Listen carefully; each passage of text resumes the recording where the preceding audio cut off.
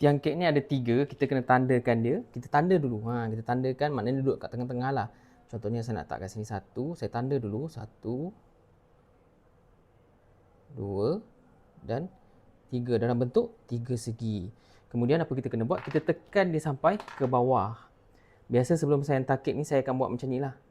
Saya akan tanda terus ataupun saya terus masukkan tiang ni siap-siap. Kotak saya tak dapat tutup lah sebab kotak dia tak tinggi. Tiang ni dia tinggi. So saya buka saja tutup kotak. Tak payah tutup kotak. Okay, tekan sampai bawah. Tekan sampai dia betul-betul sampai ke dasar tapak kek tu.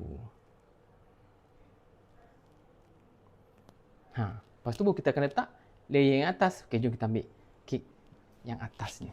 Dapat sejuk. Kek ni saya buat agak tinggi juga dan dia memang tak boleh masuk dalam kotak lah.